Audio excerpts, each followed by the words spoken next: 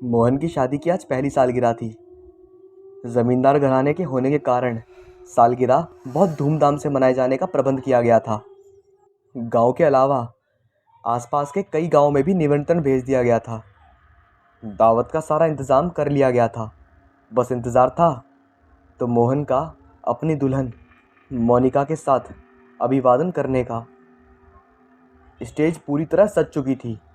सभी लोग वहाँ पर धीरे धीरे इकट्ठे होने लगे थे। नौकर लोग सभी के लिए चाय पीने की व्यवस्था करने लगे थे। सभी की निगाहें स्टेज की ओर अड़ी हुई थीं। लोग मोहन की दुल्हन मोनिका की एक झलक देखने के लिए उतावले हो रहे थे।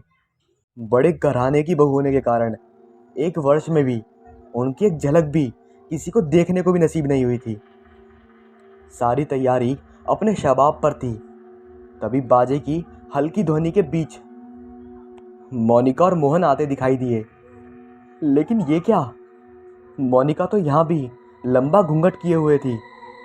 लोग उसके दर्शन के लिए बेचैन थे। पता नहीं बड़े घराने की क्या रीति रिवाज थे, समझ में नहीं आ रहा था अब आगे क्या होगा। मोनिका यूं ही घूंघट किए रहेगी या हम उसका दर्शन भी ना कर पाएंगे।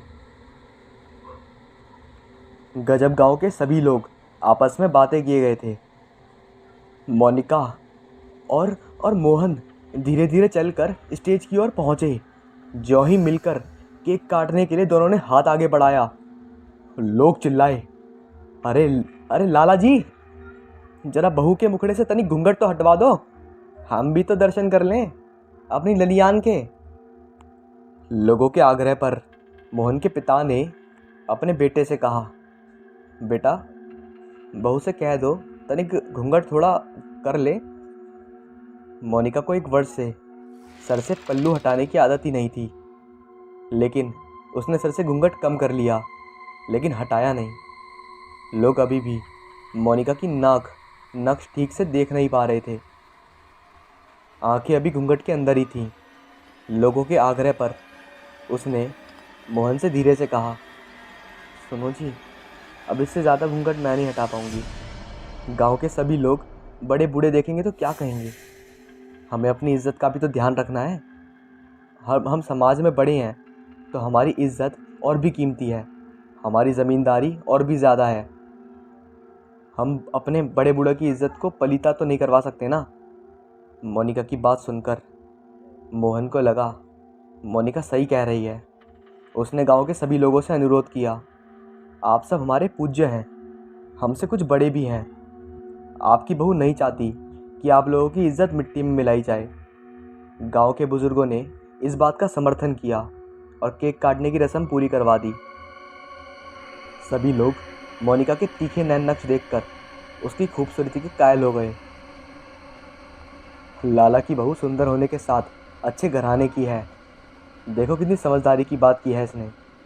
सच है भैया, बड़े लोगों में बड़प्पन नहीं होगा तो क्या छोटे लोगों में होगा। छोटे ही ज़्यादा इतराते हैं। हमारी बहुएं होती तो नंगा नाच करने को तैयार हो जाती। नंगा नाच, सही कह रहे हो भैया, बहू तो बहुत ज़्यादा मालूम होती है। हाँ हाँ, ये संस्कार तो लड़के को उसके माँ बाप से ही मिलते हैं ना। सच कह रहे हो भैया, एकदम सही। यही सब बातें मतलब पूरे गांव वालों में हो रही थी। एक दूसरे से जो कर रहे थे वो आपस में ही बात कर रहे थे और मोनिका के मायके वाले इन सब बातों को सुनकर आत्मसंतोष का अनुभव कर रहे थे। चलो हमारी मेहनत सफल रही। मोनिका ने अपने ससुराल में इज्जत बढ़ा दी। सच ही है, लड़की ही अपने माँ बाप के घर हर खानदान का नाम रोशन करती है या मिट्टी में मिला देती है। मोनिका के पिता यह सुनकर अपने मन में विचार करने लगे। लोग पंक्ति में बैठकर खाना खाने लगे। इधर अब मोनिका उठकर वापस जाने लगी। तभी अचानक वो गिर गई। चारों ओर अफरा तफरी मच गई। अरे बहू को क्या हुआ? अभी तो अच्छी भली थी। जल्दी जल्दी मोनिका को उठाकर कमरे में लिटाया गया। मोनिका का घूंघट हटा दिया गया। उसके मुंह पर पानी के छींटे मारे गए, लेकिन मोनिका की आंखें लोगों को एकटक देखे जा रही थीं। दांती भींच गई थी। घर की औरतों ने कहा, मोहन हमें लगता है बहू को दौरा पड़ गया है, तनिक डॉक्टर को बुला लो। मोहन ने अपने नौकरों को डॉक्टर को बुलाने भेज दिया। गांव की औरतें मोनिका को घेरे घेरे खड़ी थीं। थोड़ी देर में डॉक्टर बाबू भी आ गए। उन्होंने मोनिका को देखा। पहली नज़र में उन्हें भी लगा कि मोनिका को शायद दौरा पड़ा है और उन्होंने एक इंजेक्शन लगा दिया। मोनिका इंजेक्शन के लगते ही चिल्लाने लगी और मुट्ठी भींच ली। वह आंखें फाड़ फाड़ कर सभी को देखे जा रही थी। उसकी सांस और ज़ोर ज़ोर से चलने लगी। सभी लोगों के साथ डॉक्टर बाबू भी घबरा गए। डॉक्टर सोचने लगा, एक तो ज़मींदार घराने की बहू, उस पर भूत भी आता। कुछ गलत गलत तो नहीं है, कुछ ज़्यादा ही गलत लग रहा है मुझे। लेने के देने पड़ सकते हैं। डॉक्टर ने कहा, लाला जी, मुझे तो कुछ और लगता है। कुछ और? क्या मतलब है तुम्हारा? ज़मींदार ने कहा। इधर गांव की औरतें भी बातें किए जा रही थीं कि ललियान पर हवा का चक्कर लगता है। डॉक्टर का इशारा भी इधर ही था। सभी लोगों को वहाँ से जाने के लिए कह दिया। मोहन ने मोनिका के बापू को अकेले में बुलाया। उसने कहा, बापू देखो मोनिका की हालत, और बताओ क्या मोनिका की हालत पहले भी ऐसी होती थी?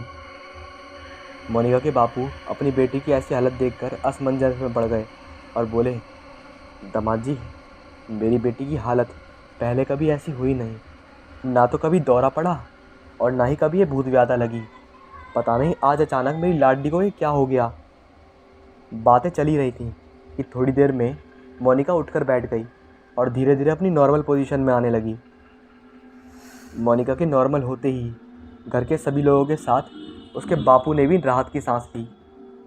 मोनिका की सास ने मोनिका को कपड़े बदल कर आराम करने के लिए कह दिया। सभी लोग खुशी खुशी दावत खाने खिलाने लगे और उसमें व्यस्त हो गए। लेकिन मोनिका की ऐसी हालत देखकर उसके बापू को चैन ना पड़ा। वह मोनिका के कमरे में मोनिका के पास बैठकर उसका हालचाल पूछने लगे। जब मोनिका उसे अपने हालचाल बता रही थी तो उसके पैरों के नीचे की ज़मीन खिसक गई। ये क्या कह रही हो बेटा? ये मेरी दिमाग से बाहर है, ज़रा फिर से बताओ, क्या कह रही हो? कि तुम्हें बेहोश होते समय क्या अनुभव हुआ? बापू ने कहा। गंगा बोली, बापू मैं बिल्कुल सच कह रही हूँ। बेहोश होने से पहले जब मैंने घूंघट ऊपर किया तो मुझे ऐसा लगा कि कोई छाया मेरी ओर बढ़ने लगी और थोड़ी देर में वह गायब हो गई। मेरा शरीर भारी हो गया, मेरे बदन ने काम करना बंद कर दिया। धीरे धीरे मेरे होश गुम होने लगे और मैं अचेत होकर ज़मीन पर गिर गई। उसके बाद क्या हुआ मुझे कुछ पता नहीं। लेकिन बेटी, पहले तो ऐसा कभी नहीं हुआ। हाँ बापू, पहले ऐसा कभी कुछ नहीं हुआ। ये तो मुझे शादी के बाद ही ऐसा होने लगा है, मोनिका ने कहा। तो क्या तुमने दामाद जी को बताया ये सब? उसके बापू ने पूछा। नहीं बापू, इस बारे में मैंने अभी तक किसी को नहीं बताया। पहले तो मैं सोचती थी कि ये मेरा वहम हो सकता है, लेकिन अब तो इस तरह की घटना मेरे साथ अक्सर होने लगी। मैं पहले आपस में बात करना चाहती थी, लेकिन मुझे कभी ऐसा मौका नहीं मिला। आज आप आए तो ये घटना भी आपके सामने ही घट गई। मोनिका के बापू सारी बात समझ चुके थे। उन्होंने अपने दामाद के साथ उसके पूरे परिवार को बुलाया और इस बारे में बात की। पहले तो घर वालों ने विश्वास नहीं किया, किंतु लोगों के समझाने पर उन्होंने कहा, ठीक है, हम डॉक्टर का इलाज पहले करा रहे हैं। शहर जाकर डॉक्टर को सारी बात बताई गई। उन्होंने कुछ टेस्ट कराए, लेकिन सब नॉर्मल आया था। फिर भी उन्होंने कुछ दवाएं खाने को दी थी और कहा, लाला जी, कुछ दिनों दवाई खिलाओ, फिर बताना। मोनिका कुछ दिनों दवा खाती रही, लेकिन एक दिन उसका ऐसा रूप सामने आया जिसे देखकर दामाद खुद हिल गया, क्योंकि मोनिका अपने घर के नौकर को जिंदा चबा रही थी और ये सब वो पूरे परिवार के सामने कर रही थी। एक अमानव की तरह वो उसे खा रही थी। उसके लंबे लंबे नाखून हो गए थे, उसकी आंखें एकदम लाल हो गई थीं और पूरे बाल एकदम सफ़ेद पड़ चुके थे। उसके बाद पूरे घर को ये समझ में आ गया कि अच्छा, रक्त पिशाचनी गांव में वापस आ गई है और वो सीधा नई दुल्हन के अंदर आ गई है। पूरे गांव वाले भी इस बात को समझ गए। उस गांव में माना जाता था कि कई साल पहले एक लड़की को डायन के अंधविश्वास में आकर, मतलब पहले ये कार्यक्रम चलता था गांव में, अगर आपको पता हो तो। गांव में कहा जाता था कि इस लड़की पर डायन आ गई, फलानी लड़की पर डायन आ गई, अगर उसके पति मर गया तो उस पर डायन आ गई। मतलब भूतों के नाम पे काफ़ी अंधविश्वास फैलाया जाता था उस टाइम पर। और उसी अंधविश्वास में एक औरत को बच्चा समेत ज़िंदा जला दिया गया। वो करीब 8 महीने की प्रेग्नेंट होगी। उसकी चीखने की आवाज़ पूरे गांव में गूंज रही थी, लेकिन कोई भी उसकी मदद के लिए नहीं आया। इसके बाद उसका प्रेत इतना शक्तिशाली हो गया कि उसने पूरे 40 साल तक गांव में दहशत फैलाई थी। लेकिन एक सिद्ध बाबा ने आकर उसे वहाँ पर पेड़ पे कैद कर दिया था। लेकिन अब जब मोहन की एक शहरी लड़की मोनिका से शादी हुई, तो मोनिका को इतना पता नहीं था कि इस गांव में क्या हादसे हुए हैं, क्या नहीं हुए। उसने सीधा उस पेड़ के पास जाकर पत्तियां तोड़नी चालू करी, जिसके चक्कर में मांत्रिक धागा भी वहाँ से खुल गया, जिसकी वजह से वो रक्त पिशाचनी अब सीधा मोनिका के अंदर आ गई। अब सब यही सोच रहे थे कि अब मोनिका का क्या होगा, क्योंकि वो रक्त पिशाचनी इतनी शक्तिशाली है कि अगर इस गांव के सारे पंडित भी आके उसे रोकें तो भी वो ना रुके। अब उसने पूरे गांव में धीरे धीरे करके नरसंहार करना चालू करा। जिस बीवी को मोहन अपनी किस्मत मानता था, आज वही उसके लिए कोई श्राप बन चुकी थी और गांव का तो शमशान घाट बन चुका था। लेकिन मोहन ने इसकी जिम्मेदारी खुद उठाने का फैसला करा, और वो समझदार भी काफ़ी था। तो वो अपने गांव के पास ही मिहिल पर्वत पे नागा साधुओं के पास गया। वहाँ पर नागा साधु आया करते थे, और उनका नाम उस समय सिद्धियों में बहुत था और आज भी है। उसने उन नागा साधुओं से काफ़ी विनती करी, काफ़ी नाक रगड़ी, क्योंकि नागा साधु कहीं भी इतनी जल्दी नहीं आते। लेकिन उसकी विनती, उसकी आंसुओं को देखकर और नरसंहार को रोकने के लिए उन्होंने वहाँ आना तय करा। उन्हें पता था कि खतरा सच में बहुत बड़ा है, क्योंकि रक्त पिशाचनी काफ़ी शक्तिशाली थी। लेकिन उन्होंने उस घर को मांत्रिक करा और उन्होंने गांव खाली करने को बोला। उन्होंने वहाँ पर कलाई सिरप छिड़की और उसे पूरे गांव में रक्तों के साथ बिछा दिया। जिसके बाद उन्होंने मोनिका को पकड़ना चाहा, क्योंकि वो रोक तो सकते थे रक्त पिशाचनी को, लेकिन दिक्कत ये थी कि मोनिका की जान भी बचानी थी। यूँ तो नागा साधुओं को उस रक्त पिशाचनी को रोकने में समय नहीं लगता, लेकिन दिक्कत यही थी कि रक्त पिशाचनी अब एक शरीर के अंदर थी और उस शरीर की रक्षा करना ज़रूरी था। इसलिए नागा साधु ने उस रक्त पिशाचनी को अपने ऊपर लेना सही समझा और उन्होंने यज्ञ किया और रक्त पिशाचनी को प्रकट करने की कोशिश करी और उसे अपना शरीर बलि में देने की कोशिश करी। लेकिन रक्त पिशाचनी उस सौदे में नहीं आई। तब हार कर उस नागा साधु ने मोहन से पूछा, क्या पूरे गांव की जान बचाने के लिए मोनिका को कुर्बान करना सही रहेगा? मोहन अपने दिल से कभी नहीं चाहता था, वो उसे मोनिका को खोना नहीं चाहता था, उससे सच्चा प्यार करता था वो। लेकिन ना जाने क्यों, शायद गांव के लिए उसने मोनिका को कुर्बान करना सही समझा। नागा साधु भी ये नहीं करना चाहते थे, लेकिन एक को बचाने के चक्कर में कई लोगों की बलि चढ़ जाती। इसलिए उन्होंने उपाय निकाला और रक्त पिशाचनी को शरीर समेत हमेशा के लिए ख़त्म करने के लिए उन्होंने कंकाल वरण का सहारा लिया। ये एक तांत्रिक विद्या होती है जिसकी मदद से उन साधुओं ने पूरे गांव में कंकाल वरण करा और पूरे गांव में क्षेत्र समिति को आग लगा दी और उस औरत को पेड़ के पास बांधकर उस पेड़ समेत ही जिंदा जला दिया। ये बहुत गलत था, लेकिन हाँ, इसके बाद पूरे गांव का बचना संभव हो पाया, क्योंकि उसे रोकने का और कोई उपाय नहीं बचा था। इसके बाद मोहन पूरी तरह डिप्रेशन में आ गया और हमेशा मोनिका के ख्यालों में डूबा रहा। लेकिन पूरा गांव अब सुरक्षित था।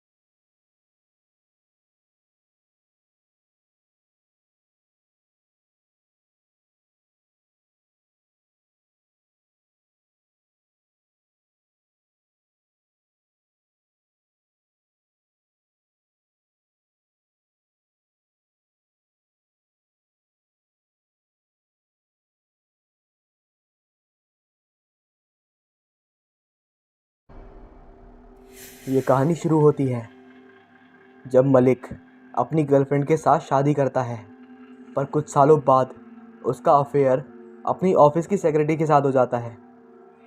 इसकी भनक मलिक की बीवी राधिका को हो जाती है, जिस कारण उनके बीच रोज़ अनबन और झगड़े होने लगते हैं। नया साल का वो दिन जब दुनिया नए साल का स्वागत कर रही थी, तब मलिक अपने दोस्तों के साथ पार्टी एंजॉय करता है और राधिका अपने घर पर अकेले अपनी ज़िंदगी को कोसती रहती है और मलिक के अफेयर के बारे में सोच सोच कर पागल हो जाती है और फिर स्लीपिंग पिल्स का डोज करके खुदकुशी कर लेती है। घर का नौकर राजू जब खाना लेकर राधिका के कमरे में जाता है तो उसकी चीख निकल जाती है, क्योंकि राधिका की लाश बेड पर पड़ी होती है। राजू घबराहट में मलिक को फ़ोन करता है और सारी घटना बताता है। मलिक भी अपनी सेक्रेटरी सपना के साथ। ये लगभग उस समय की बात है जब मैंने अपनी 10वीं की परीक्षाएं दी थी। मेरे परिवार में मेरे माता पिता और 3 बड़े भाई थे, कुणाल, राज और बब्बर, और मेरी एक बड़ी बहन भी थी, स्नेहा। वो मुझसे बस 2 साल ही बड़ी थी। परीक्षा देने के बाद मैं काफ़ी खुश थी, क्योंकि मेरे भाई राज की शादी होने वाली थी और कुछ दिन बाद हमें घर भी बदलना था। नए घर की जाने की खुशी और भाभी के आने की खुशी में मुझे तो कोई सुध ही नहीं रहती थी। 25 मार्च 2007 घर में काफ़ी खुशी का माहौल था। चारों तरफ मेहमान और शोर शराबा। ऐसा लगता था ये पल यहीं रुक जाए, लेकिन कौन जानता था कि आगे क्या होने वाला है। एक तरफ मेरे भाई को सहराया पहनाया जा रहा था और उधर बारात में जाने के लिए सब लोग जल्दी जल्दी तैयार होते जा रहे थे। तभी पिता की आवाज़ लगती है, अरे अब क्या कल बारात लेकर चलनी है? चलो जल्दी, देर हो रही है। थोड़ी ही देर में सब भाभी को लेने जाने लगे। हम कुछ यूं ही आधे रास्ते पहुंचे होंगे कि अचानक हमारी कार खराब हो जाती है। सब लोग कार से नीचे उतर जाते हैं। दोनों तरफ घना जंगल, चिड़ियों की चहचहाहट और सड़क पर एक एक करके ही गाड़ियां गुजर रही थी। जंगल में कुछ अनहोनी का डर था। ड्राइवर और मेरे मामा जी का बेटा मैकेनिक देखने निकल गए। मामा जी ने कहा, बच्चों चिंता मत करना, कार जल्दी ही ठीक हो जाएगी, तुम लोग वापस जाकर कार में बैठो। मैं, मेरे कज़न राज भाई और बुआ जी, हम सब कार में बैठे थे। तभी तो बिल्ली तेज़ आवाज़ के साथ लड़ती हुई कार के पास आती हैं और हम लोग डर से उछल जाते हैं। मामा जी उनको भगा देते हैं। थोड़ी ही देर में मैकेनिक आ जाता है और कार ठीक करके जाने लगता है। कहता है, साहब यहाँ से जल्दी जाओ, ये रास्ता तो बिल्कुल भी ठीक नहीं है। शाम होते ही डाकुओं का यहाँ पर खतरा बढ़ जाता है। मामा जी ने कहा, हाँ हम अब तक काफ़ी आगे पहुँच जाते, लेकिन तुम्हें ही आने में देर हो गई। मेरी बुआ जी कुछ पुराने ख्यालात की इसलिए वो थोड़ा घबरा गई और बोली, हे ईश्वर, इस तरह शादी के दिन कार खराब होना, बिल्ली का आना और वो मैकेनिक की बातें, मेरा तो काफ़ी दिल घबरा रहा है। हे भगवान, कुछ अनहोनी ना हो जाए। राज ने कहा, क्या बुआ जी, तुम भी ना, आजकल इन बातों को कौन मानता है। कुछ अशुभ नहीं होने वाला, चलो। तभी मेरे मामा जी का लड़का मोहन ज़ोर ज़ोर से हंसने लगा और कहता है, इससे और ज़्यादा क्या बुरा होगा बुआ जी। आज राज भाई बलि के बकरे बनने जा रहे हैं। आप तो ये भाभी जी के गुलाम बन जाएंगे। मोहन की बात पे सब हंसने लगते हैं और यूं ही बातों बातों में रास्ता कट जाता है। समारोह बहुत अच्छी तरह निपट जाता है। घर वापस आकर गृह प्रवेश के लिए भाभी जी अंदर आना होता है। लेकिन ये क्या, भाभी ने दाहिने पैर की जगह बायां पैर रखा। सभी लोग भाभी की तरफ हैरानी से देखने लगे और तभी बुआ जोर से चिल्लाई, तुम क्या बेवकूफ़ हो बहू, ये क्या किया तुमने, सही और गलत का क्या ध्यान नहीं है तुम्हें। बुआ को चीखता देख मेरी माता उन्हें समझाने लगती हैं कि कोई बात नहीं, इसके लिए नया अनुभव है। माँ ने कहा भाभी से, बेटा कोई बात नहीं, हम दूसरा कलश लाते हैं, तुम उसे दाहिने पैर से प्रवेश करना। शादी के कुछ दिन तक मेहमानों का आना जाना यूं ही लगा रहा। घर का माहौल काफ़ी खुशनुमा था। मेरी भी छुट्टी चल रही थी। माँ ने सोचा इसी बहाने कहीं बाहर घूम के आते हैं और पिताजी से इजाज़त मांगने लगी। पहले तो उन्होंने मना किया, लेकिन सबके ज़िद करने के बाद हामी भर दी और हमारे घर में जगन्नाथ मंदिर जाने की योजना बनी। वो जुलाई का पहला हफ्ता था। हम लोग माना से रांची के लिए निकल गए थे। हम लगभग 7 से 8 घंटों में वहाँ पहुँच चुके थे। वहाँ हमने एक होटल में कमरा बुक करवाया। अब क्योंकि शाम हो चुकी थी तो हम लोग खाना खाकर आराम करने अपने कमरे में चले गए। लेकिन भाभी काफ़ी शाम तक होटल की बालकनी के बाहर जागती रहीं। ना जाने उन्हें किस सोच में डूबा रखा था। अगले दिन हम मंदिर के लिए निकले। मंदिर के बाहर एक ज्योतिषी बैठे लोगों का भविष्य देख रहे थे। माँ ने सोचा कि चलो मैं भी अपने बच्चों का भविष्य जानूं। ये सोच मेरी माँ उन ज्योतिषी के पास गई।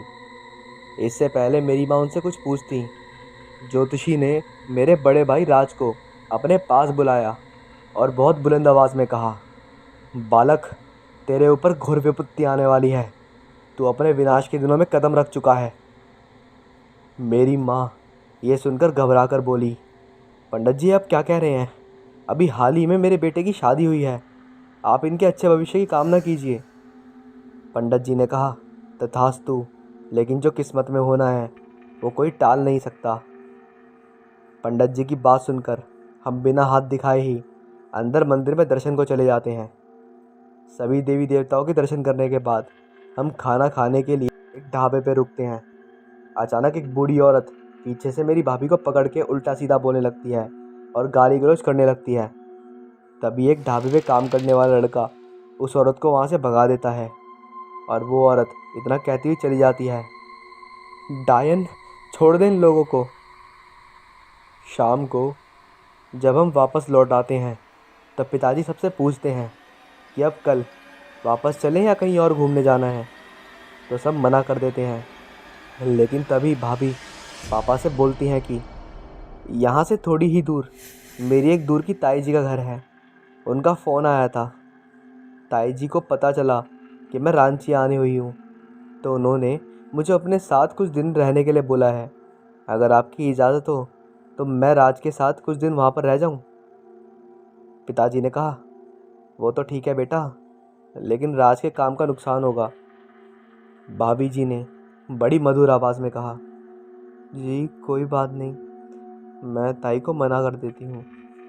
लेकिन मैं और दादी ने पिताजी को बोला कि जाने देना उन्हें, नई नई शादी हुई है और काम तो ज़िंदगी भर होगा।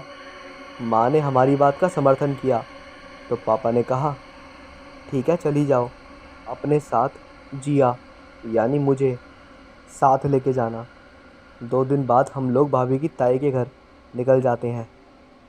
वो कोई 4 बजे के आसपास का समय रहा होगा जो हम लोग उनके घर के सामने एक ऑटो से उतरे।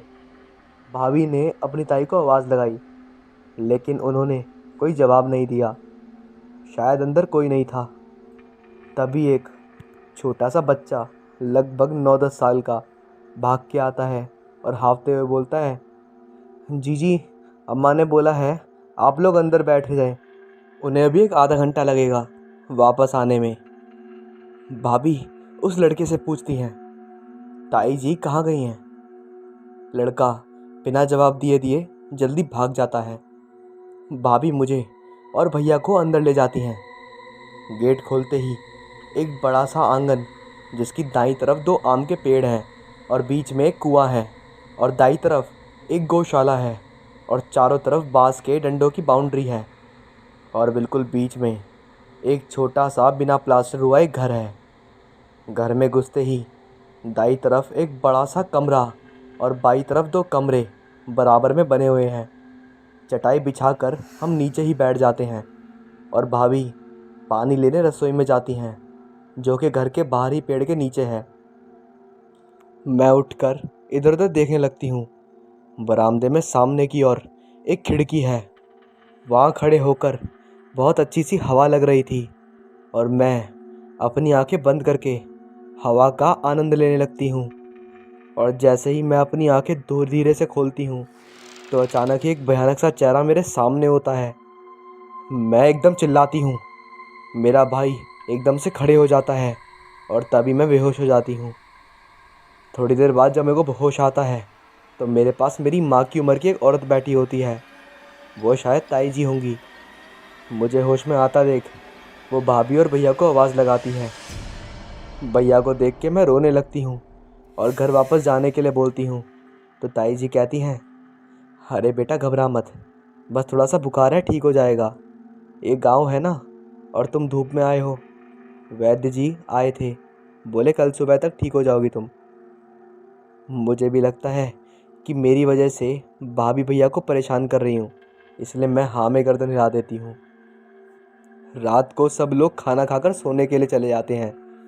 ताई जी उस बड़े कमरे में सोती थी जो दाई तरफ था, और बाई तरफ के पहले कमरे में मैं और दूसरे कमरे में भैया भाभी थे, और दोनों के कमरे में ही एक खिड़की थी। रात को करीब 3 बजे होंगे।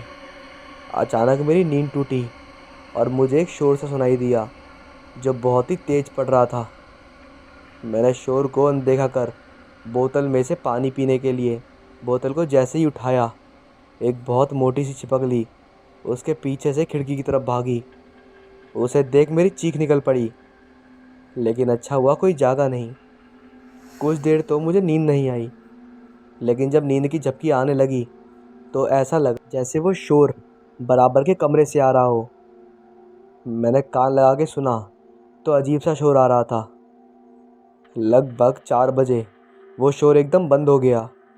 मुझे लगा शायद भाई मोबाइल चला रहा होगा, तो मैंने ज़्यादा नहीं सोचा और मैं भी अपने कमरे में सो गई।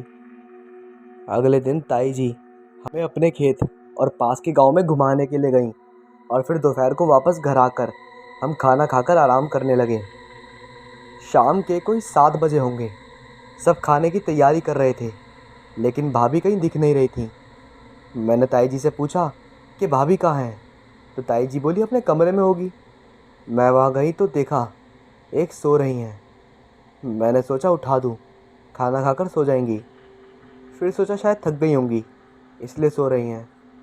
मैं अकेले ही वापस आ गई और खाकर अपने कमरे में चली गई। अगले दिन कोई कहीं नहीं गया, लेकिन भाभी जी आज भी पिछली रात की तरह शाम के समय सोती हुई दिखी थी। मैंने सोचा शायद तबीयत खराब होगी। अगले दिन मैंने पूछा, भाभी क्या हुआ, आपकी तबीयत ठीक नहीं है क्या? भाभी थोड़ी चिड़ी हुई थी और बोली, मुझे क्या होगा, मैं बिल्कुल ठीक हूँ, तुम अपना और अपने भाई का ध्यान रखो बस। उनका इस तरह से बोलना मुझे पसंद नहीं आया, लेकिन मैंने हंसी में टाल दिया। 4-5 दिन हो गए थे। भाभी रोज़ सुबह बिल्कुल ठीक उठती और दोपहर में सोने के बाद सीधे रात को ही उठती थी। कभी भैया ने इस बात पे गौर नहीं किया और ना ही ताई इस बात से मतलब रखती थी। लेकिन अगर मैं सुबह ज़रा भी देर तक सोती तो एकदम आवाज़ लगा देती। अब मैं उब चुकी थी। मैंने भैया को घर चलने को बोल दिया था, तो भैया ने कोई जवाब नहीं दिया, और बाहर टहलने चले गए। भैया पहले से बहुत कमज़ोर और चिड़चिड़े हो रहे थे। रोज़ रात उनके कमरे में से एक अजीब तरह का शोर आता था। रोज़ भाभी देर शाम तक सोती। एक रात मेरी आँख 2:30 पे खुली। वो शोर अब भी आ रहा था। मैंने खिड़की से बाहर की ओर देखा तो कोई 4 नग्न औरतें एक चारपाई को चारों कोनों से पकड़ी हुई थीं और दूर एक सीध में जा रही थीं और उनके कमर पे बस पेड़ के पत्ते बंधे हुए थे, जैसे कि कोई आदिवासी के होते हैं।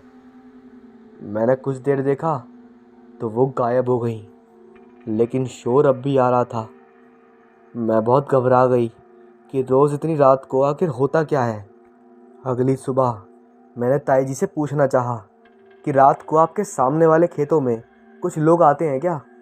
ताई जी ये सुनकर थोड़ा सहम सी गई और मेरी बात को अनसुना करके गाय को चारा डालने लगी। भाभी भी वहीं खड़ी थी। वो गुस्से में मुझसे बोली, जिया तुम रात भर सोती नहीं हो क्या, जो ये सवाल पूछ रही हो। मैंने उनका कोई उत्तर नहीं दिया और अंदर भैया के पास चली गई। अंदर जाकर देखा तो भैया खुद से ही बातें कर रहे थे। मैंने उनका ध्यान भटकाया, लेकिन उन्होंने मुझे डांट दिया। मेरी आंखों में आंसू आने लगे और घर से बाहर चली गई। मैं ऐसे ही इधर उधर टहलने लगी। आसपास का नज़ारा देखते देखते मैं घर के पीछे चली गई और वहाँ जो मैंने देखा उसे देखकर मेरे होश उड़ गए।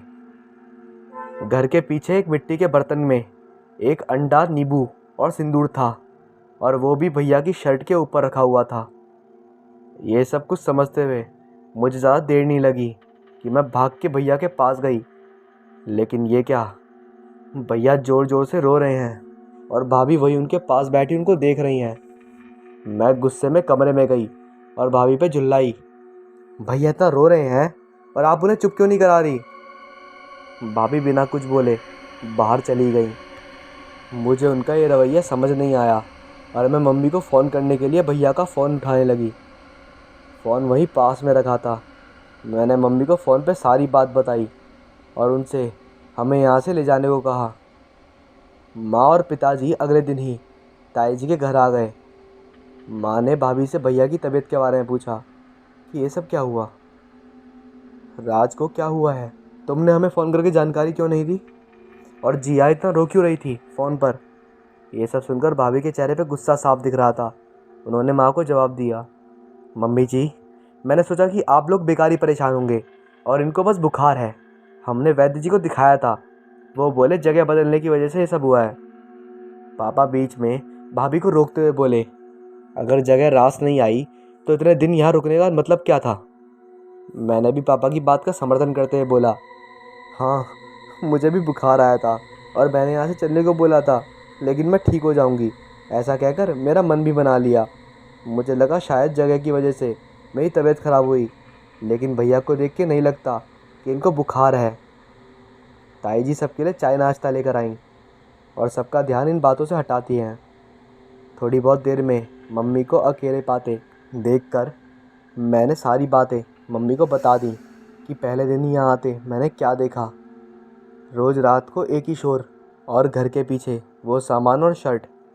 मम्मी थोड़ा घबरा गई। ये सब पापा को बताने की हिम्मत ना हुई। उन्होंने सोचा कि हम कल ही राज को लेकर यहाँ से चले जाएंगे और अगले दिन जाने की तैयारी भी होने लगी। तभी भाभी आकर बोलती हैं, मम्मी जी राज जी मना कर रहे हैं जाने के लिए। ये सुनकर सब भाभी को घूरने लगते हैं। मम्मी भैया के पास जाकर उनसे पूछती हैं, क्या हुआ, तुम मना क्यों कर रहे हो घर जाने के लिए, तुम्हारी तबीयत ठीक नहीं है क्या। और मुझे लगता है यहाँ जितने दिन बीमार रहोगे ना उतना ही तुम्हारे लिए बेकार है। मुझे जिया ने सब बताया बेटा, तुम कैसी कैसी हरकतें कर रहे थे। भैया मम्मी की बात का कोई जवाब नहीं दे रहे थे, बस मुंह फेर लेते हैं। पापा भी भाई को बहुत कहते हैं, लेकिन भैया नहीं मानते और वहीं रहने की ज़िद करते हैं। ताई जी पापा से कहती हैं, अरे भाई साहब आप फ़िक्र मत करो, राज ठीक हो जाएगा, आप भी कुछ दिन यहाँ रुक जाइए और फिर चले जाना। लेकिन पापा किसी की एक नहीं सुनते। वो एम्बुलेंस बुलवा लेते हैं और हम अपने घर जाते हैं। भैया को हॉस्पिटल में एडमिट कराया गया। वहाँ उनकी सभी जांचें हुई और सारी रिपोर्ट भी नॉर्मल आई। डॉक्टर ने बस इतना ही कहा कि बुखार है जो कि दिमाग पे चढ़ गया है। लेकिन दिन पे दिन भैया और भी कमज़ोर होते रहे। हमने 2-3 डॉक्टर बदल लिए, लेकिन कोई भी ठीक ठाक नहीं बताया कि बीमारी क्या है। हॉस्पिटल खर्चा भी बहुत आ रहा था, इसलिए 8 महीने के बाद हम भैया को घर लेके आ गए और घर पे ही दवाई ही जाने लगी। लेकिन कोई असर नहीं था। भैया की आंखें बिल्कुल अंदर चली गईं और शरीर बिल्कुल हड्डियों का ढांचा रह गया। जब कोई रिश्तेदार उनको देखने आता तो भैया को पहचान नहीं पाता। मम्मी के मन में ताई जी के घर की बातें आती रहती थी, लेकिन हमारे पापा इन बातों पे ना तो यकीन करते थे और ना ही हमारे मुंह से ऐसी बातें सुन सकते थे। पापा शुरू से ही बहुत सख्त स्वभाव के थे और अगर इस बारे में उनसे कुछ कहते भी तो उल्टा हम सबकी डांट पड़ती थी, क्योंकि हमने ही बाहर जाने की जिद की थी। घर आने के 2-3 दिन बाद बुआ जी भी भैया को देखने आती हैं और उनके आश्चर्य की हद नहीं रहती। पूरे घर को सिर पे उठा लेती हैं, रोते हुए कहती हैं, हाय रे, क्या कर दिया मेरे बच्चे को, कैसा था कैसा हो गया, कब ठीक होगा मेरा बच्चा। मम्मी और मेरी बहन उन्हें शांत कराती हैं और उनको बाहर बरामदे में लेकर जाती हैं। उसी दिन शाम को मेरी मम्मी बुआ जी को सारी बात बताती हैं कि ताई जी के घर भैया के साथ क्या क्या हुआ। बुआ जी बहुत नाराज़ होती हैं, लेकिन वो मम्मी को आश्वासन देती हैं कि आप फिक्र ना करें, मैं कुछ करती हूँ। अगले दिन दोपहर में बुआ जी अपने साथ एक गुरुजी को लेकर आती हैं। वो सिद्धि प्राप्त थे। बुआ जी गुरुजी को भैया के कमरे में लेकर आती हैं, लेकिन वहाँ बैठी भाभी गुरुजी को देखकर गुस्से भरे नज़रों से बाहर आ जाती हैं। हम सभी उनके इस रूप को देखकर और समझ रहे थे कि गुरुजी का यहाँ आना भाभी को बिल्कुल भी पसंद नहीं आया। गुरुजी भैया के पास बैठकर कुछ मंत्रों का जाप करते हैं और एकदम खड़े हो जाते हैं। गुरुजी बहुत तेज चलकर बाहर निकलते हैं। उनको उस तरफ से बिना कुछ बोले बाहर आता देख मैं, मम्मी और बुआ उनके पीछे जाते हैं। गुरुजी का पीछा करते हुए हम देखते हैं कि वो हमारे घर के पीछे बगीचे में आए हैं और ज़मीन से एक पत्थर हटाते हैं। वो पत्थर बहुत अजीब सा होता है, जैसे कोई रत्न हो। गुरुजी वो पत्थर हटाकर 6 लोहे की कील निकाल के देते हैं और पूछते हैं, घर में कितने सदस्य हैं। मम्मी जवाब देती हैं, घर में तो 7 सदस्य हैं। गुरुजी कहते हैं कि मैं अभी जा रहा हूँ, कल सुबह आऊँगा। और वह मम्मी को 7 अभिमंत्रित धागे देते हैं और कहते हैं, ये सभी के हाथ में बांध देना। गुरुजी के जाने के बाद भाभी एक सूटकेस लेकर बरामदे में आती हैं और बोलती हैं, मम्मी जी, मैं कुछ दिन के लिए मायके जा रही हूँ।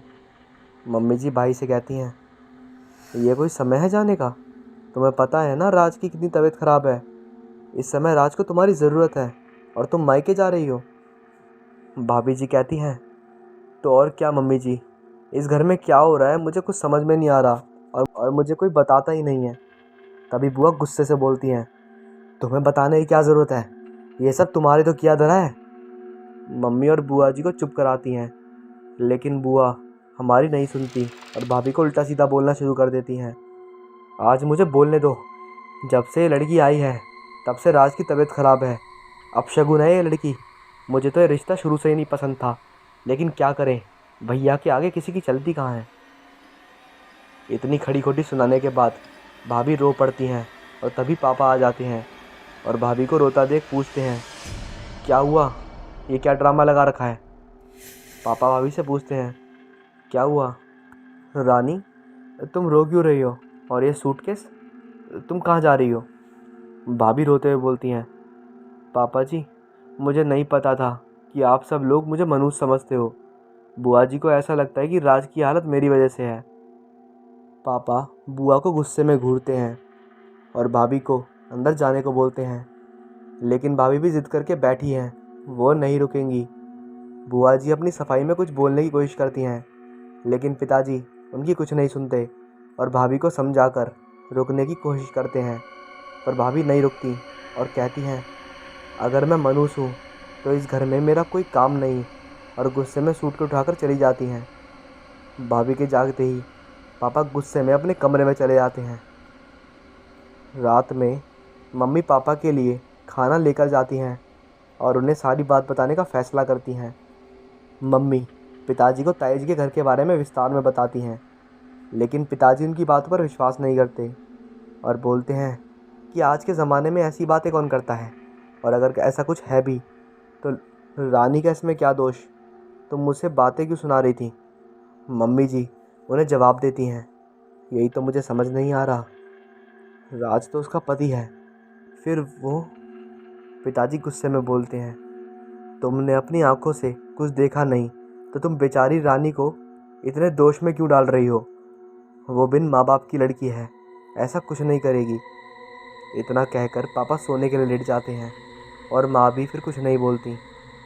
अगले दिन गुरुजी घर में आते हैं और एक अजीब सा डर उनके चेहरे पर होता है।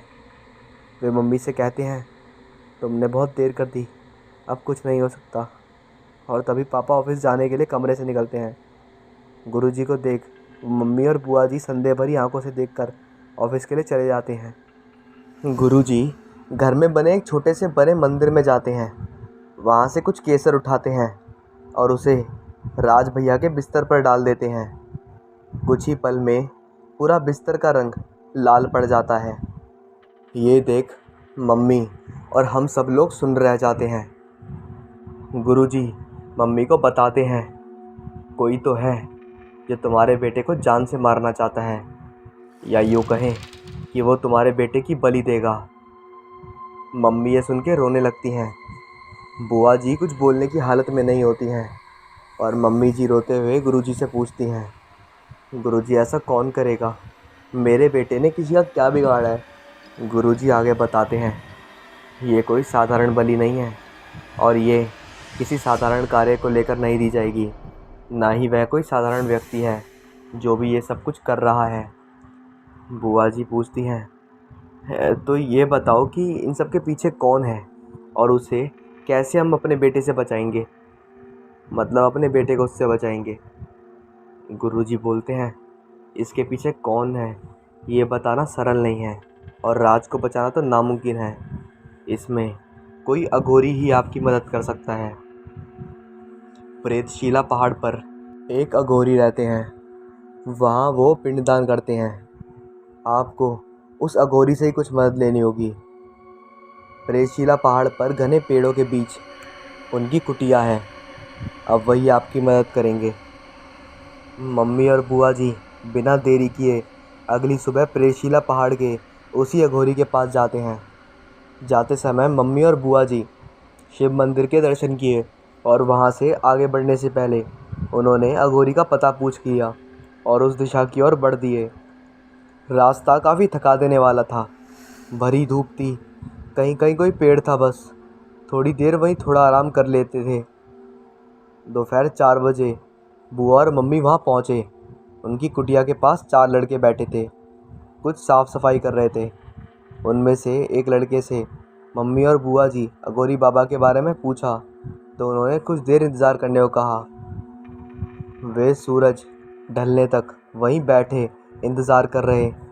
तभी उनमें से एक लड़का अंदर गया और एक लोटे में पानी लेकर मम्मी और बुआ जी के पास आया और पैर धोकर अंदर कुटिया में अघोरी से को बोला। जब वे कुटिया के अंदर गए तो वहाँ धूनी की बहुत महक आ रही थी और हल्का सा धुआं था।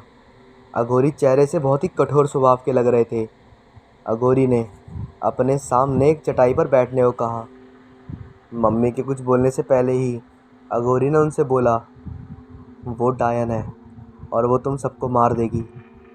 ये सुन मम्मी जी रोने लगी, पर अघोरी ने अपनी बात पूरी करते हुए बोला, तुम्हारा लड़का उसका शिकार है और उसी को मार के वो सिद्धि प्राप्त करेगी।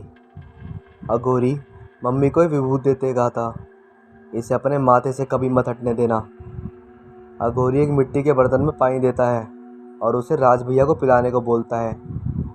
अघोरी मम्मी और बुआ को अमावस्या की रात को आने को बोलता है। भैया की हालत बहुत ख़राब थी, वो ना कुछ बोल पा रहे थे और ना ही होश में थे। उनकी ग्लूकोज की बोतलें और इंजेक्शन दिए जा रहे थे। रात 10 बजे के आसपास मम्मी और बुआ भी आ गई थी और सीधे राज भैया के कमरे में जाकर उनको मिट्टी के बर्तन का पानी पिलाते हैं जिसे अघोरी ने दिया था। पानी की एक दो बूंदी भैया के मुंह में गई थी। भैया धीरे धीरे आंखें खोलते हैं। ऐसा चमत्कार देख हमें लगता है अब सब ठीक हो जाएगा। भैया को होश में आते देख उनसे चिपटकर मम्मी रोने लगती हैं। भैया के मुंह से एक शब्द नहीं निकलता और थोड़ी देर के बाद वो कहते हैं, माँ। बुआ जी भैया को और पानी पिलाती हैं। तभी भैया बोलते हैं, माँ मुझे बचा लो, माँ, माँ मुझे बचा लो, रानी मुझे मार देगी। ये सुनकर हमारे होश खा जाते हैं कि जिसका हमने सोचा था इन सब में उसी का हाथ निकला। मुझे शक तो था ही कि भाभी का रवैया कुछ ठीक नहीं है हमारे लिए, लेकिन भैया ने उनका क्या बिगाड़ा था जो उन्होंने भैया के साथ ऐसा किया। भैया मम्मी को बताते हैं कि किस तरह रानी भाभी ने उनका ये हाल किया है। ताई जी के घर पहली रात को रानी ने शिव मंदिर का प्रसाद कहकर एक लड्डू खिलाया और फिर थोड़ी देर में सो गया। फिर जब आधी रात को मेरी आँख खोली तो मैंने खुद को एक नदी के किनारे रेत पे पड़ा हुआ पाया। मुझे एक उल्टी चारपाई पर लेटा रखा था और 4 औरतें मेरे चारों ओर घूम रही थीं। मैंने उठने की कोशिश की तो मेरा सर बहुत भारी हो रहा था। मैं उठ ही नहीं पाया। उन 4 औरतों को जब मैंने पहचानने की कोशिश की तो उनमें से एक औरत रानी थी। वो औरतें कुछ मंत्र पढ़ रही थीं, मेरे चारों ओर चक्कर लगा रही थीं। उनकी आवाज़ सुनते सुनते मेरा सर दर्द से फट रहा था। मैंने अपनी आंखें बंद कर लीं। मेरे अंदर इतनी हिम्मत नहीं थी कि मैं उठ के वहाँ से आ सकूं। अगले दिन जब सुबह मैं उठा तो मुझे वो दृश्य याद आने लगा। मुझे लगा कि बुरा सपना था, लेकिन रोज़ मेरे साथ यही हुआ। जितने दिन हम लोग ताई जी के घर रहे, मैंने जब भी चाहा कि रानी से इस बारे में पूछा जाए, लेकिन चाहकर भी मैं उससे इस बारे में बात नहीं कर पाता था। मुझे रोज़ एक नदी के किनारे ले जाया जाता था।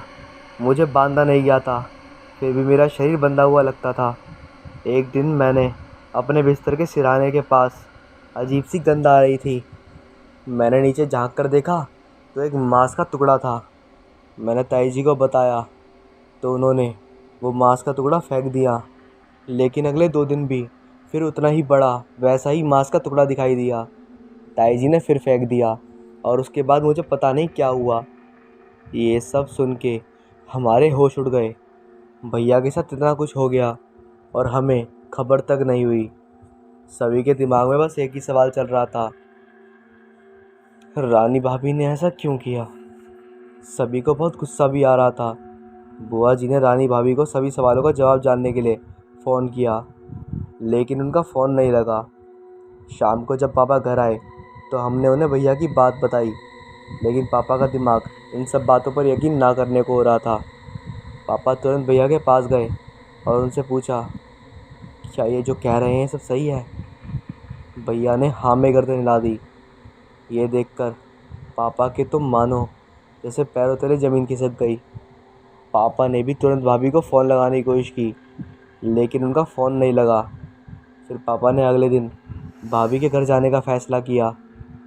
अगले दिन पापा ऑफिस से छुट्टी लेकर सुबह भाभी के घर के लिए निकल गए। वहाँ पहुँचकर देखा तो वहाँ ताला लगा था। भाभी ने उनके पड़ोसियों से पूछा तो उन्होंने कहा, रानी तो बहुत दिनों से यहाँ आई नहीं और घर पर तो बहुत दिनों से ताला लगा है। भाभी के बारे में कुछ पता नहीं लगा और पापा घर आ गए। उन्होंने सारी बात हमें बताई। अब सभी को बस अमावस्या की रात का इंतज़ार था। अमावस्या को भी एक हफ्ता था। एक एक दिन भारी सा गुजर रहा था। दिल में बेचैनी रहती थी, क्या होगा कैसे होगा, अघोरी बाबा अब क्या बताएंगे।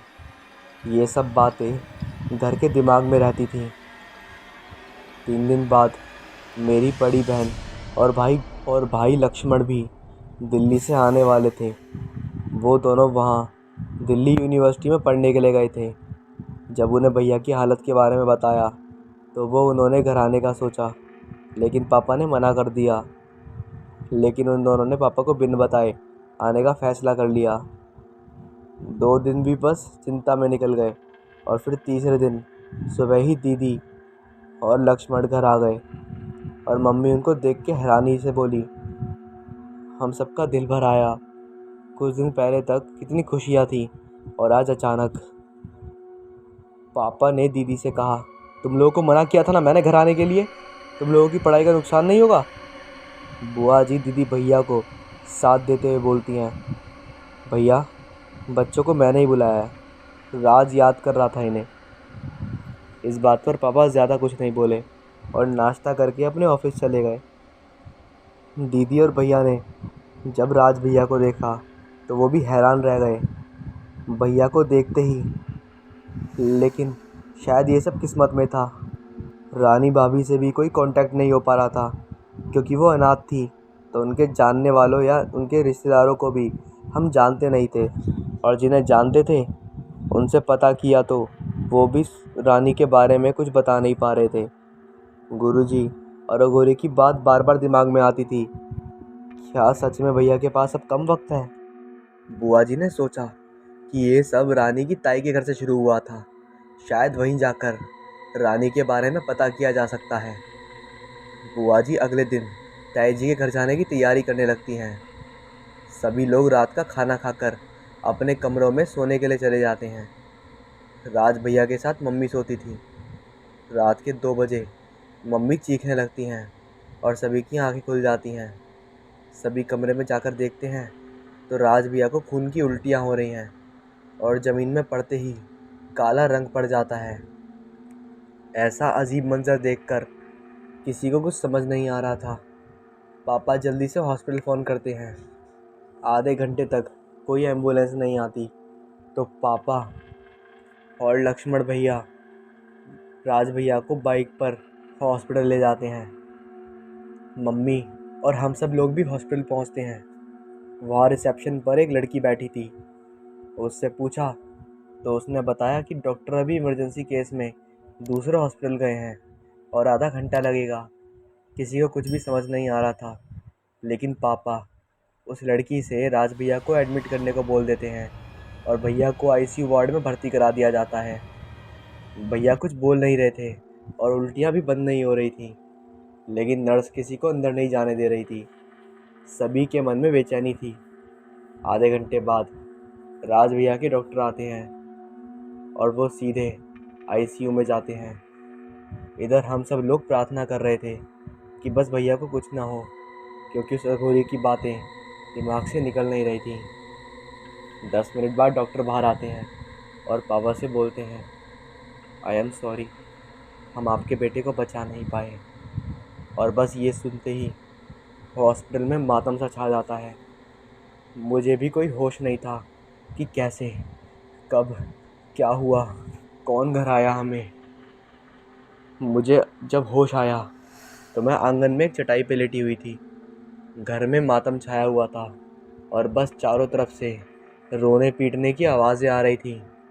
मेरे सामने ही राज भैया का शव रखा था। उसके आसपास सबने भीड़ लगा रखी थी। सब लोगों का रो रो कर बुरा हाल था और सभी रानी भाभी के बारे में पूछ रहे थे, लेकिन रानी भाभी नज़र नहीं आ रही थी। शाम 5 बजे राज भैया का अंतिम संस्कार हो गया था, लेकिन रानी भाभी का कुछ पता नहीं था।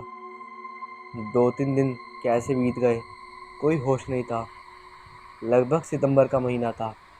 घने बादल और हल्की फुल्की बारिश हो रही थी। 2 दिन बाद हमें अघोरी के पास जाना था, क्योंकि उन्होंने हमें अमावस्या की रात को बुलाया था। 2 दिन तक घर में लोगों ने आना जाना किया।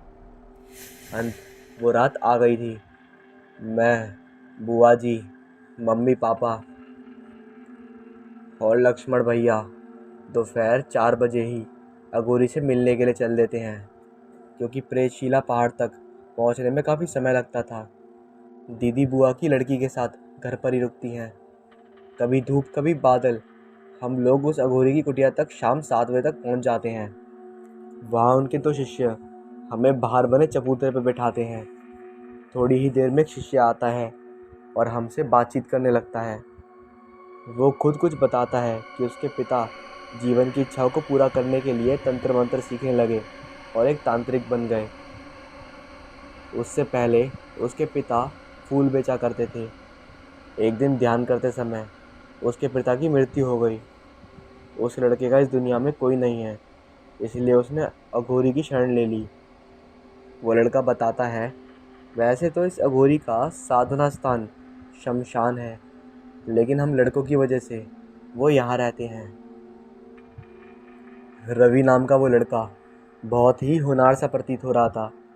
जब बुआ जी रवि को हमारी परेशानी के बारे में बताती हैं तो वो हमें दरहा भूत के बारे में बताता है। यहाँ आसपास के गांव में अभी 4 कर्म करने वाली 4 या 5 औरतें या मर्द होते हैं जो अपनी ईर्ष्या के वश में आकर दूसरों के ऊपर शट कर्म करते हैं। इनके इष्ट दरहा भूत या शक्तिशाली भूत होते हैं। ये हमेशा दूसरों को अपनी मंत्र क्रिया द्वारा दुखी देती हैं। इनके इस काम को सीधे तौर पर गांव में कोई नहीं जानता। आम तौर पर इनके कर्म का कोई सबूत नहीं होता और ना पूजा पाठ का। इनके परिवार वाले भी इनकी क्रियाओं को नहीं जानते। जैसे जैसे बूढ़े होते जाते हैं इनकी शक्ति बढ़ती जाती है। इनका मंत्र सिर्फ 2-3 शब्दों का होता है। जिस परिवार को अत्यधिक दुख देना हो उनके यहाँ अपने माहवारी कपड़े युक्ति बनाकर मंत्र शक्ति से उनके घर के दरवाजे में गाड़ देती हैं, जिससे वहाँ किसी भी देवी देवता का प्रवेश निषेध होता हो और उनके द्वारा लगाया गया भूत लंबे समय तक दुख देता रहता है। इनकी साधना बड़ी ही गोपनीय तरीके से होती है। ये दीपावली के दिन अपने गांव को शमशान में 8-10 के ग्रुप में एकत्र होकर अपने गुरु डाइन के समक्ष नग्न होकर कमर में झाड़ू लपेटकर अपने मलमूत्र से जमीन को लिपटकर गोल घने आकार में बनाकर रात भर नाचती हैं और अपनी शक्ति बढ़ाती हैं। पहली बारी अनजाने में या जानबूझकर इस विद्या को सीखती हैं। तब इनके गुरु मंत्र सिखाने के बाद सिद्धि के लिए बलि मांगती हैं, वो भी इनके पति या प्रिय पुत्र की। इनकार करने पर ये पागल हो जाती हैं और हाँ करने पर बलि के लिए नियुक्त व्यक्ति अपने आप मर जाता है और गांव में या परिवार में किसी को कुछ पता भी नहीं चलता। इनकी सिद्धि होने के बाद ये पेड़ पौधों, पालतू जानवर, पक्षी आदि पर प्रयोग करना प्रारंभ कर देते हैं और बाद में मनुष्य पर प्रयोग करते हैं। बहुत सी डायन इस विद्या को सीखना नहीं चाहती हैं क्योंकि इनका भविष्य अत्यंत दुखदायी, कष्टदायी होता है। ये बात गांव के सभी लोग जानते हैं, किंतु जो सीनियर या बुजुर्ग डायन होते हैं उन्हें अपना चेला बनाना अति आवश्यक होता है। स्वयं की मृत्यु से पहले 4 या 5 चेला बनाना उनकी मजबूरी होती है, नहीं तो उनके इष्ट भूत स्वयं को बहुत तंग करते हैं। इसलिए वो ऐसे स्त्री या पुरुष को चुनती हैं जिनके अंदर ईर्ष्या की भावना बहुत ज़्यादा हो, या अपने ही परिवार के किसी सदस्य को चुनती हैं। उन्हें अपने वश में करके अपने साथ घुमाती फिराती हैं और 4-5 मंत्र सिखा देती हैं। इस तरह से चेला बनाने की प्रक्रिया शुरू हो जाती है।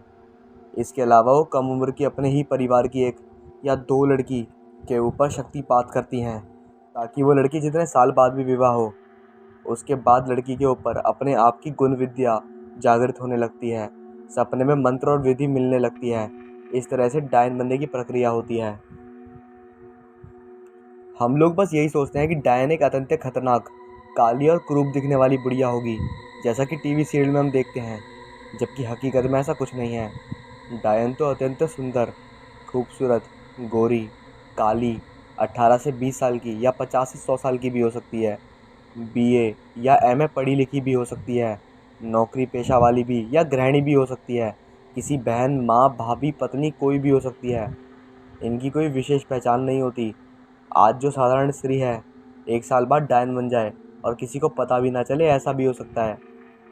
ये सब सुनकर हमारे होश उड़ जाते हैं और हम रानी भाभी के बारे में सोचने लगते हैं, कहीं वो भी तो डायन ही नहीं।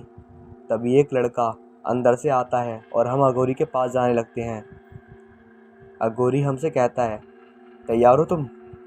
हमें कुछ समझ नहीं आता कि ये क्या बोल रहा है। तभी बुआ जी अघोरी से पूछती हैं, जी बाबा, हम समझे नहीं। अरे शमशान में जाने के लिए तैयार हो? अघोरी ने कहा। हमने एक दूसरे के चेहरे पर देखा, फिर हमने हाँ में सिर हिला दिया। हम लोग, अघोरी और वो लड़का पीछे पीछे चलने लगते हैं। हम लोग प्रेतशिला पहाड़ से नीचे की ओर जाना शुरू करते हैं, लेकिन वो रास्ता अलग था जहाँ से हम आए थे। हमारे मन में एक अजीब सा डर था कि अघोरी रात और हम लोग शमशान जा रहे हैं। एक पल को मेरे मन में डर आया कि क्या इस अघोरी पे यकीन करना ठीक है, क्योंकि आजकल ढोंगी बाबा भी बहुत होते हैं। वो सिर्फ पैसे के लिए कुछ भी कर सकते हैं। लेकिन पिछले दिनों में जो कुछ भी हुआ है उसे इनकार भी नहीं किया जा सकता। रास्ते में अघोरी बताते हैं डायन को मारा नहीं जा सकता क्योंकि उसने सिद्धि प्राप्त कर ली है। बुआ जी अघोरी से पूछती हैं, हमने डायन का क्या बिगाड़ा है और वो हमारी बहू के वेश में क्यों आई? गरजती हुई आवाज़ के साथ अघोरी बोलता है, मूर्ख, क्या तुझे अभी तक नहीं पता रानी और डायन का क्या रिश्ता है? रानी ही डायन है, वो लड़का बोला। मम्मी ने एकदम बुआ जी हल्के से कंधे पे थपकी मारी, क्योंकि हम लोगों को अंदेशा तो था कि रानी भाभी के लिए, लेकिन कभी खुद सामने से ऐसा कुछ करते हुए नहीं देखा था। राज भैया ने ही बताया था जो भी उनके साथ हुआ था। रवि के मुंह से रानी भाभी का नाम सुनते ही हमें यकीन हो गया कि रानी भाभी ऐसे ही गायब नहीं हुई। आगे वो अघोरी बताता है, डायन लोगों के गुण को परमानेंट नष्ट नहीं किया जा सकता।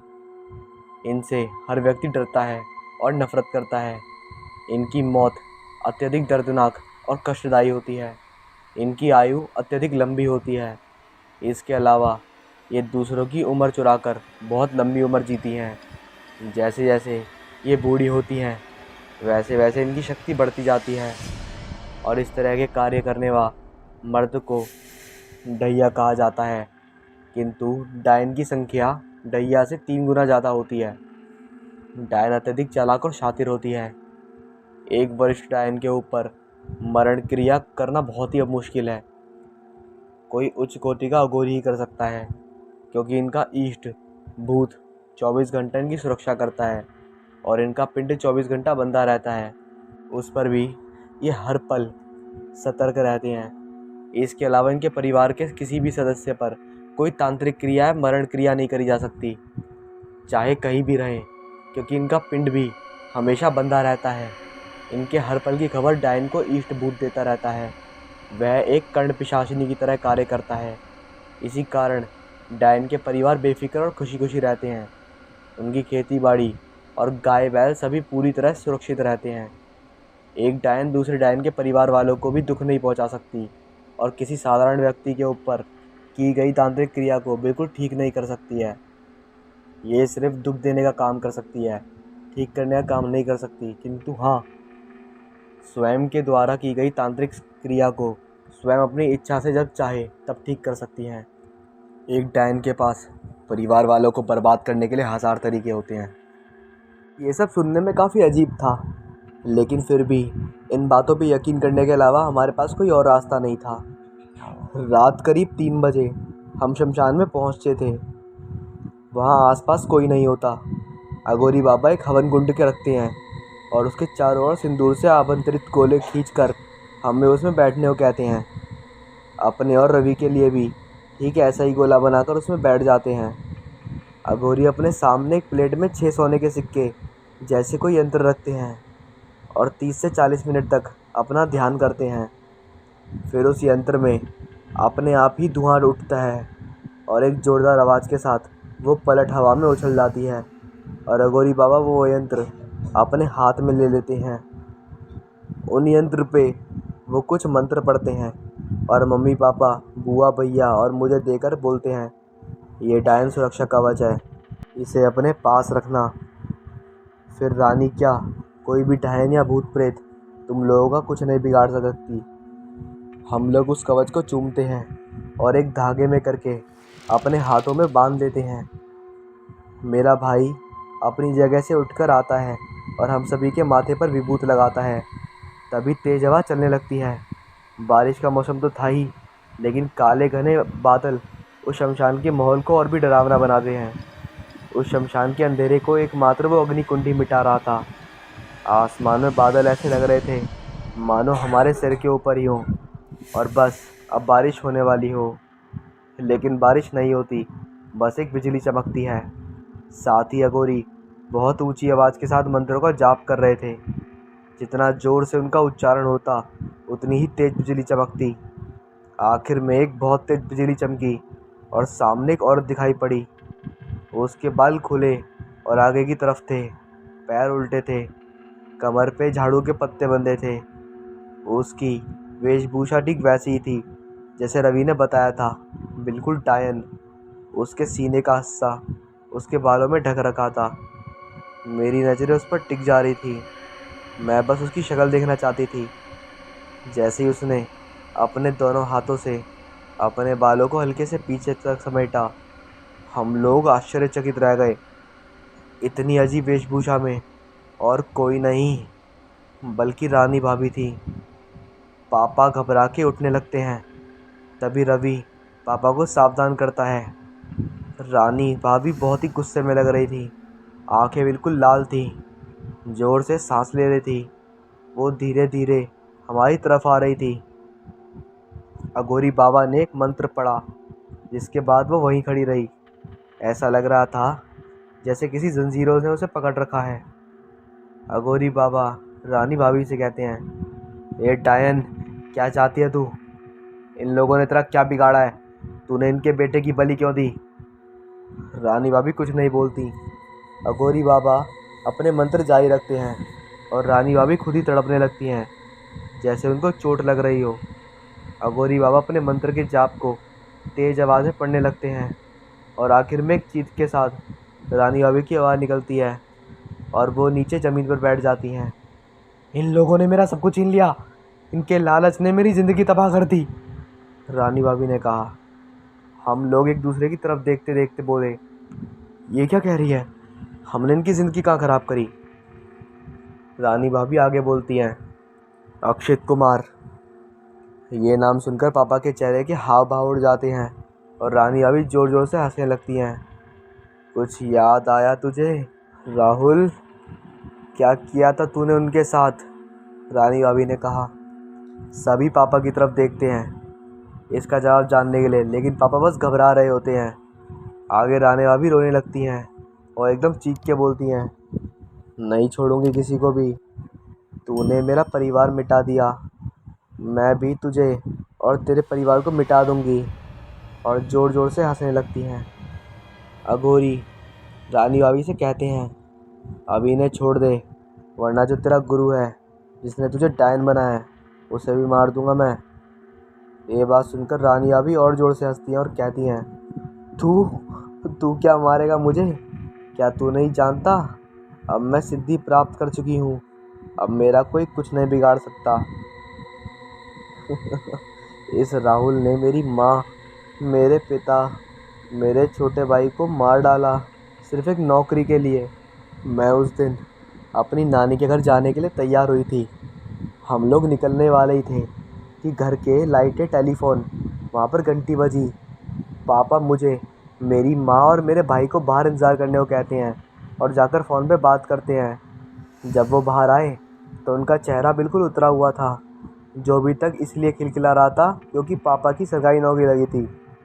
पापा को अपने ससुराल जाने में इसलिए ज़्यादा खुशी हो रही थी क्योंकि नाना की हमेशा पापा को काम का ताना देते थे। यहाँ तक एक बार तो नाना और पापा में इतनी बहस हुई कि नाना ने हम और माँ को 2 महीने अपने घर पर ही रोके रखा। मेरी माँ ने लव मैरिज की थी, जिस वजह से नाना जी वैसे ही नाराज़ थे और उन्हें पता चला कि पापा एक कपड़े की दुकान में बैठते हैं तो वो और भी गुस्सा हो गए। मेरे नाना अपने गांव के बहुत ही अमीर इंसान थे और उनकी हर जगह काफ़ी इज्जत थी। मेरे नाना मेरी माँ से बहुत प्यार करते थे, इसलिए शादी के लिए राज़ी हो गए थे, लेकिन हमेशा ही पापा को काम के लिए किया करते थे। इतने दिन अब पापा सीना चौड़ा करके अपने ससुराल जा रहे थे, लेकिन उस फ़ोन की घंटी ने एकदम उनकी खुशी मिटा दी, मानो कोई खिलता हुआ फूल मुरझा गया हो। माँ ने पापा से पूछा, क्या हुआ, किसका फ़ोन था? इस पर पापा कुछ नहीं बोले और हम लोग बस स्टैंड पर पहुँचे। नाना का घर सिर्फ 1 घंटे की दूरी पर था। मैं उस समय लगभग 9 साल की थी और मेरा छोटा भाई 2 साल का। एक भाई जिसे मम्मी ने गोद में रखा था और मैं बीच में बैठी थी। मम्मी पापा को ये लगा कि मैं सो गई, लेकिन बस के झटकों में नींद तो नहीं आती, बस झपकी आती है। पापा बड़ी ही बेबसी से माँ को बताते हैं कि उनकी नौकरी नहीं रहेगी। पोस्ट ऑफिस के डिपार्टमेंट वालों ने फ़ोन किया था कि गलती से आपके पास फैक्स चला गया, क्योंकि राजू नाम के 2 कैंडिडेट हैं और एक जैसी ही क्वालिफ़िकेशन होने की वजह से थोड़ी गड़बड़ी हो गई। लेकिन माँ ये बात मानने के लिए तैयार नहीं थी, क्योंकि ऐसे कैसे गड़बड़ हो गई। मेरे में उस वक्त इतनी समझ नहीं थी कि मैं समझ सकूं कि एक नौकरी किसी के लिए क्या मायने रखती है। हम लोग नाना के घर पहुंचते हैं। वहां पहुंचने ही नाना के ताने शुरू हो जाते हैं। नाना बोलना शुरू करते हैं, हमने सुना है तुम्हारी सरकारी नौकरी लग गई। चलो अच्छा है, तुमने कुछ तो अच्छा काम किया। हमारे लेवल तक तो आ नहीं सकते, कम से कम मेरी लड़की को ठीक से 2 वक्त की रोटी तो खिला ही दोगे। ये सब सुन मेरी माँ और पापा कुछ नहीं बोले और शाम तक हम लोग घर वापस आ गए। मेरे पापा के माथे पे चिंता की वो लकीरें आज भी थी, जो मैं आज तक नहीं भूली हूँ। अगले दिन सुबह ही पापा के दोस्त घर आए। मम्मी चाय बनाने लगी और मैं मेरे भाई के साथ आंगन में ही खेल रही थी। पापा के दोस्त ने उन्हें बताया कि मुझे तुम्हारी नौकरी के बारे में पता चला, लेकिन क्या तुम जानते हो ये सब किसने कराया? मेरे पापा को लगा था कि कोई पैसे देकर करवाया होगा किसी ने, तो उन्होंने साधारण स्वर में बोला, कोई भी कराए, मेरी तो किस्मत ही ख़राब है। उनके दोस्त बोले, अरे भाई, ये सब तेरे ससुर का किया धरा है, वो तुझे चैन से जीने नहीं देंगे। तुझे वो राहुल ही तो याद है जिसे भाभी जी की शादी होने वाली थी, लेकिन जब तेरे ससुर को तेरे बारे में पता चला तो अपनी बेटी की ज़िद से उनको तुझसे शादी करानी पड़ी। ऐसा नहीं है कि तुझसे शादी के कुछ दिन बाद तेरे ससुर का गुस्सा तेरे लिए कम हो गया हो, वो आज भी तुझसे उतनी ही नफरत करते हैं। तेरे ससुर ने मोहिनी भाभी को तुझसे दूर करने की हर कोशिश की, लेकिन लोगों को दूर करा नहीं पाए। मैं भी जानता हूँ कि तुम्हारे ससुर तुम्हें बहुत जलील करते हैं और इसीलिए इस बार उन्होंने, हमने शादी के बाद भले ही परेशानी झेली, लेकिन आपसे तो मदद नहीं मांगी ना, तो फिर आपने हमारे साथ ऐसा क्यों किया? आप हमारी मदद ना कर सके तो हमारे साथ बुरा तो मत कीजिए। ये कहते ही मेरी माँ बहुत रोई। नानी ने उन्हें बहुत समझाया कि आराम से बैठ के बात कर ले, लेकिन मेरी माँ का गुस्सा उस दिन 7वें आसमान पे था। वो किसी की सुन नहीं रही थी, उनकी आंखों से आंसू रुक नहीं रहे थे। नाना ने मेरी माँ से कहा, देख बेटी, मैं तेरा भला चाहता हूँ, वो लड़का तेरे लायक नहीं है। तू आज भी उसे छोड़ के बच्चों के साथ आ जा। मैं आज भी तुझे अच्छे से रख सकता हूँ। तेरी शादी राहुल से करा दूँगा, वो बहुत अच्छा लड़का है और आज भी तुझे पसंद करता है। उसे तेरे दोनों बच्चों से कोई परेशानी नहीं है और वो आज भी हमारी बराबरी का लड़का है। ये सुनकर मेरी माँ को और भी गुस्सा आने लगा कि उनके पापा के मन में इतना जहर है और राहुल के बारे में ये सब सोचते हैं, जबकि राहुल सिर्फ नाना की दौलत से प्यार करता था। बस इतना सुनते ही मेरी माँ 1 मिनट भी वहाँ नहीं रुकी और वहाँ से घर चली आई। जब हम घर पहुँचे तो देखा अंदर से दरवाज़ा बंद है और आशीष के रोने की आवाज़ आ रही है। मम्मी ने पापा को बहुत आवाज़ लगाई, लेकिन पापा ने दरवाज़ा नहीं खोला। जब मम्मी को कुछ अनहोनी का शक हुआ तो पड़ोस से एक अंकल को बुला के ले आई और दरवाज़ा तुड़वाया तो देखा बरामदे में पापा पंखे से लटके हुए हैं और आशु नीचे बैठा रो रहा था। इतने में ही आसपास के और भी लोग आ गए। जल्दी जल्दी पापा को नीचे उतारा गया और आसपास के सारे लोग अस्पताल लेकर गए पापा को। मुझे मेरी माँ ने आशीष के साथ घर पे रहने को बोला। थोड़ी देर अस्पताल से एम्बुलेंस में पापा सफ़ेद चादर में लिपटे हुए आए और मेरी माँ बहुत बुरी तरह रो रही थी। साथ ही साथ पीछे से पुलिस वालों और उनकी गाड़ियाँ आई और उन्होंने घर की छानबीन की तो उन्हें एक कागज़ का टुकड़ा मिला जिस पर पापा के हस्ताक्षर थे और उसमें पापा ने लिखा था कि मोहिनी, मुझे माफ़ कर देना। तुम दोनों बच्चों को किसी अनाथालय में लेकर राहुल से शादी कर देना। मैं ज़िंदगी से हार चुका हूँ। मुझे लगा था शादी के बाद सब ठीक हो जाएगा, लेकिन हालात बिगड़ते चले गए। मैंने सोचा था कि एक खुशहाली ज़िंदगी तुम्हें दूंगा, लेकिन मैं हार गया। मैं जानता हूँ तुम अपने पापा से बहुत प्यार करती हो और तुम दोनों के प्यार के बीच में मैं आ गया, लेकिन अब और नहीं। तुम खुश रहो। पुलिस वाले अंतिम संस्कार करा। मम्मी को पुलिस स्टेशन लाने को बोलते हैं, लेकिन मम्मी कोई केस दर्ज नहीं करती क्योंकि वो जानती थी उनके पापा को कोई कुछ बिगाड़ नहीं सकता। पापा की मौत के 1 हफ्ते बाद नाना जी पहली बार हमसे मिलने आए। वो भी सिर्फ माँ को इस बात के लिए राज़ी करने के लिए कि वो राहुल से शादी कर ले। लेकिन मम्मी ने उनको खरी खोटी सुना दी और सब लोगों की भीड़ इकट्ठा होने लगी। नाना जी अपनी बेइज्जती देखकर वहाँ से इतना कहकर चले जाते हैं, मुझे लगा था तेरी अकल ठिकाने आ जाएगी, लेकिन तू चाहती नहीं कि तेरे बच्चों की ज़िंदगी सुधरे। तेरा मन हो तो घर आ जाना, राहुल तुझे और तेरे बच्चों को अपनाने को आज भी तैयार है। मम्मी रात दिन बस रोते रहती थी। आस पड़ोस के लोग आते और मम्मी को समझा बुझा के जाते कि राहुल से शादी कर ले। घर में इतनी परेशानी आ गई थी कि एक वक्त का खाना खाना भी मुश्किल हो गया था। कहीं काम करने जाती तो उनको यही कर समझा दिया जाता कि अपने पापा के घर वापस लौट जाओ, सब ठीक हो जाएगा।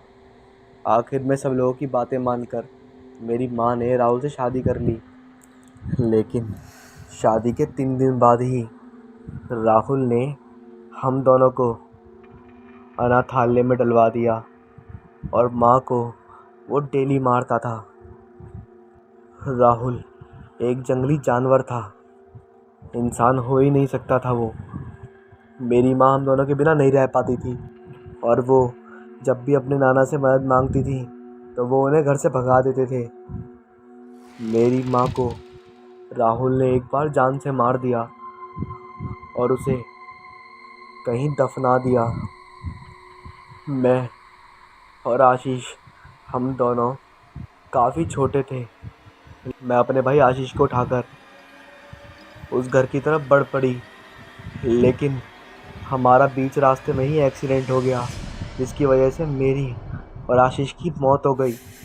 लेकिन मैंने ये ठान लिया था कि मैं उसे ज़िंदा नहीं छोड़ूंगी, इसलिए मैं डायन प्रक्रिया में गई और मैं इसके परिवार को मार दूंगी।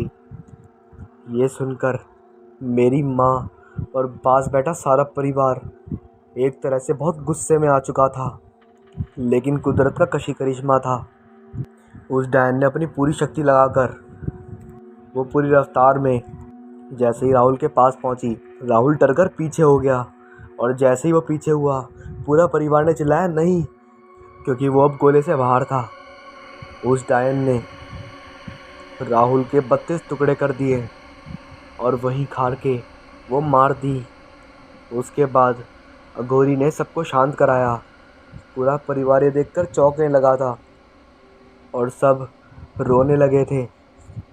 लेकिन अब उस डायन ने कहा, मेरा बदला पूरा हुआ, अब मैं यहाँ कभी वापस नहीं आऊँगी और मुझे जो चाहिए था वो मुझे मिल गया। अब मैं तुम्हें हमेशा के लिए छोड़ती हूँ। और अघोरी ने पूरे परिवार को मंत्रित करके उनका पूरा हल करा दिया। इसके बाद उनके परिवार के साथ कभी ऐसा कुछ हुआ तो नहीं, लेकिन वो माँ अपने बेटे को आज भी याद करती है।